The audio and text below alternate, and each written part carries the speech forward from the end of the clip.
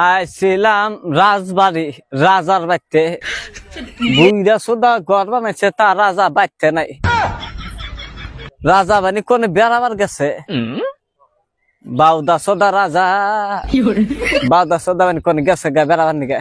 রাজা শহরে রাজবাড়িকে নিয়ে কুরুচিকর মন্তব্যের ভিডিও নিন্দার ঝড় সোশ্যাল মিডিয়ায়।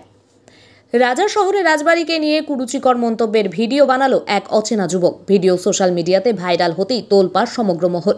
বিভিন্ন রাজনৈতিক ও সামাজিক কর্মী ও শহরকে ভালোবাসার মানুষেরা এই কুমন্তব্যের প্রতিবাদে সোশ্যাল মিডিয়ায় সরব হয়েছে। এই কুরুচিকর ভিডিও নিয়ে কোচবিহারের বাসিন্দা উৎপল দাস নামক এক ব্যক্তি ফেসবুক পোস্টে লিখেছেন, রাজবাড়িতে গিয়ে এইরকম অশ্লীলজনক ভিডিও বানানোতে শুধু কোচবিহারের রাজাকে অপমান করার সাথে কোচবিহারের মানুষ তো অপমান করেছে। গ্রেপ্তারের দাবি জানাই তাকে। কুরুচিকর মন্তব্যের ভিডিও ভাইরাল হতেই কোচবিহার রাজবংশেও উত্তালের সৃষ্টি হয়েছে। এই ভিডিও নিয়ে ক্ষোভ প্রকাশ করেছে কোচবিহার রয়্যাল ওয়েলফেয়ার সোসাইটির মুখপাত্র কুমার মৃদুল নারায়ণ। তিনি আরও বলেছেন, কোচবিহারের রাজা ও রাজপরিবারকে নিয়ে কুরুচিকর মন্তব্যের আমরা তীব্র নিন্দা করি এবং যে কাজ করেছে তার কঠোর শাস্তি হোক। কিছুদিন আগে কোচবিহার গেছিলাম আমি আমার টিম নিয়ে, অ্যাকশন স্টার টিম নিয়ে। রাজবাড়িতে একটা ভিডিও বানাইছিলাম। আমি ফানি ভিডিও বানাই, আর রাজবাড়িতে আমি একটা ফানি ভিডিও বানাইছিলাম, কিন্তু উচিত ওইটা ভিডিও ফানি ভিডিও হয়, যার জন্য আমি সোশ্যাল মিডিয়াত আমি আমার টিম নিয়ে ক্ষমা খুঁজছি। সবাই আমাকে ক্ষমা দৃষ্টিতে দেখবেন। আমার পেজে যে ভিডিওটা আপলোড করছিলাম অলরেডি ওই ভিডিওটা আমি ডিলিট করে ফেলেছি।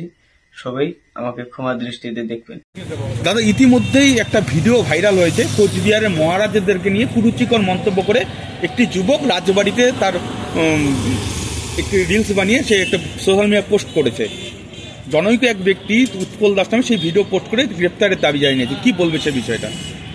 ভিডিওটা আমাদের নজরে এসেছে, আমরা দেখেছি। সেই ব্যক্তি রাজবাড়ির সামনে দাঁড়িয়ে যে সমস্ত মন্তব্য বা যে সমস্ত কথাগুলি বলেছেন সেগুলি খুবই আমাদেরকে মর্মাহত করেছে।